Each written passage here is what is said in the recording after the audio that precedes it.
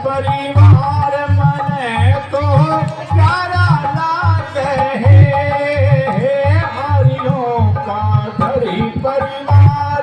कहने लगी बहन मुझे तो आर्यों का घर परिवार प्यारा लगता है। बोली क्यों?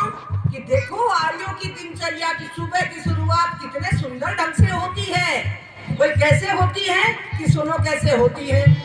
आर्यों के घर की बात तो सुनो, तेरी बात को सुनो, आर्यों के घर की बात को सुनो, है की बात को सुनो। अरे मिल के पर बात तो सुनो, पर बात तो सुनो। अरे मिल के पर बात को सुनो, हर बात को सुनो। के संध्या हवन रचावे, ये मिल करके सब नर नार। मने तो प्यारा लागे हे आर्यों का घर परिवार। मने तो प्यारा लागे हे आर्यों का घर परिवार। माता पिता गुरु आचार्य, गुरु आचार्य। हे मात पिता गुरु आचार्य, हे आचार्य।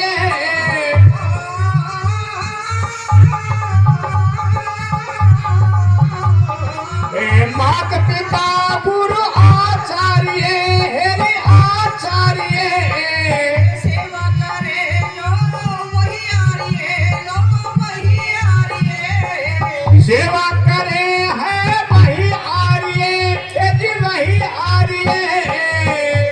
सभी के मन को भावे, ये लोग करता सदा व्यवहार। ओ मने तो प्यारा लागे हे आर्यों का घर परिवार। मने तो हे आर्यों का घर परिवार। आर्यों के घर परिवार में सुबह उठते ही दिन की शुरुआत हवन से होती है। वहाँ सुबह उठते ही झगड़े से नहीं होती, गाली गलौज से नहीं होती है, ईर्ष्या द्वेष और क्रोध से नहीं होती है। शुरुआत हवन से होती है। हवन से चारों तरफ सुगंधी फैलती है। हवन में बैठते हैं, सब एक दूसरे को नमस्ते करते हैं, प्यार बढ़ता है। अनारियों के घर में हवन होता नहीं।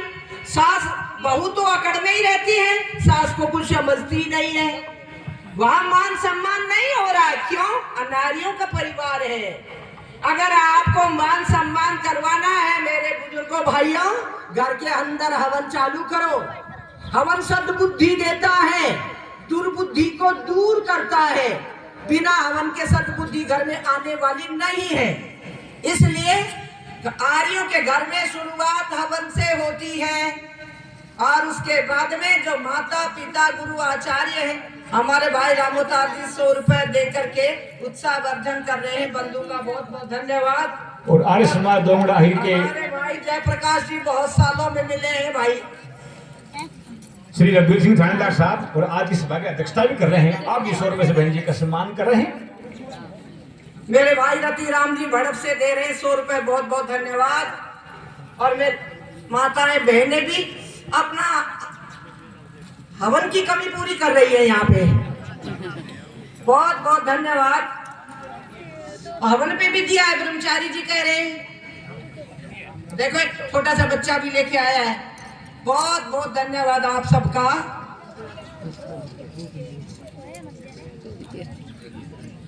हमारे भाई जो आज के अध्यक्ष हैं प्रधान रघुवीर सिंह जी, उन्होंने 100 रुपए देकर के उत्साहवर्धन किया है। बंधु का बहुत बहुत धन्यवाद। तो हमारे भाई जयप्रकाश जी का कहती बीकानेर मेरी प्राथमिक पाठशाला है। मैं आचार्य सेवा करे तो वही आर्य। आर्य शब्द का अर्थ है अर्थ है श्रेष्ठ पुरुष, अच्छा आदमी। बहुत बहुत धन्यवाद। देखो बच्चे, छोटे छोटे बच्चे भी पीछे नहीं है, ये भी कितना बढ़ चढ़ करके भाग ले रहे हैं। अच्छी चीज की और गुणों की कदर तो अब भी है, बस थोड़ा सा हमको आगे बढ़ने। आर्य नहीं है, श्रेष्ठ नहीं है। जो इनकी सेवा करता है वो श्रेष्ठ है। इसलिए कहा क्या मात पिता गुरु आचार्य गुरु आचार्य मात पिता गुरु आचार्य गुरु आचार्य सेवा करे तो वही आर्य लोगो वही आर्य सेवा करे जो वही आर्य ओ वही आर्य सभी के मन को भावे जो भरता सगर बहारे मने तो प्यारा लागे हे आर्यों का घर परिवार मने तो प्यारा लागे हे आर्यों का घर परिवार आए घर मेहमान जो कभी मेहमान जो कभी ओ आए घर मेहमान जो कभी मेहमान जो कभी उसका करें सम्मान ये सभी उनका करें सम्मान ये सभी मेरी माताएं बहनियां बैठी है, मुझे एक बात याद आ गई।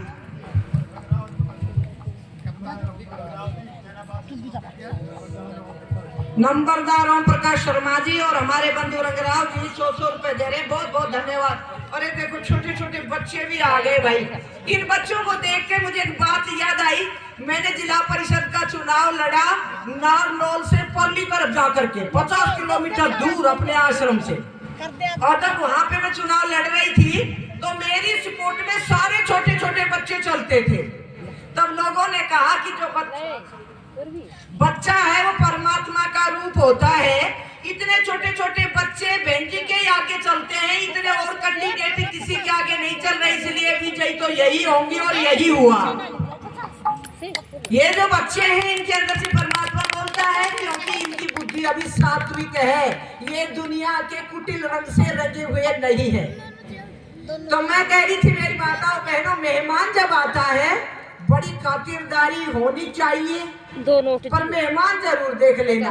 कई बार ऐसे मेहमान आते हैं कि मान न मान मैं तो तेरा मेहमान, वो तो जबरदस्ती मेहमान बनते हैं। और अब वैसे मेहमान नवाजी रिश्तेदारों के साथ रह गई है। पर एक ऐसा ही मेहमान आ गया था एक बहन के घर में कि मान न मान मैं तो तेरा मेहमान। अब वो मेहमान आया और वो आकर के बोले भाई बोले तुम कौन हो? बोले मैं मेहमान हूँ, खाना खाऊंगा तुम्हारे घर में। तो पत्नी जाके पति से बोली ये तुम्हारा रिश्तेदार है क्या? मेरा तो है नहीं, मैंने तो देखा ही नहीं इसको कभी। तो पति बोला मेरा भी नहीं है। तुमने ना तेरा मेहमान ना मेरा मेहमान, फिर यहाँ खाने का क्या काम? इसलिए इसको हम तो खाना नहीं खिलाएंगे। तो बोले तो वो फिर बोले तो फिर अब इसको भगाए कैसे? ऐसे तो नहीं भागेगा ये। तो बोले तो ये काम करो। बोले हाँ। बोले ऐसा करते हैं हम दोनों लड़ाई कर लेते हैं। अब लड़ाई में कौन रुकेगा? मक्खी मच्छर भी नहीं रुकते, आदमी कहाँ रुकेगा? तो बोला दोनों लड़ाई कर लेते हैं और लड़ाई का ड्रामा करेंगे, सच्ची मुच्ची लड़ाई नहीं करेंगे। तो पति बोला उसको पति बोला मैं जोर से दीवार पर डंडा मारूंगा और जब आवाज हो ना तो तू जोर से कहना अरे मेहमान सुते तूने मैं पिटवा दी। बोला हाँ ठीक है।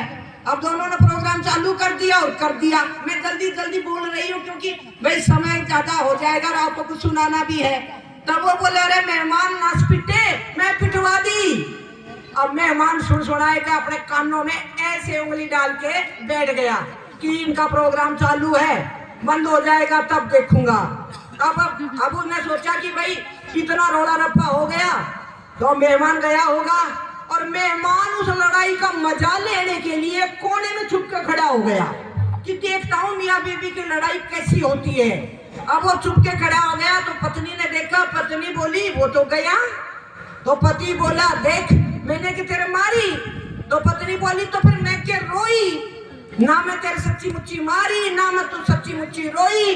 और मेहमान चुपा खड़ा तो निकल कर बोला मैं के गया, मैं भी तो यही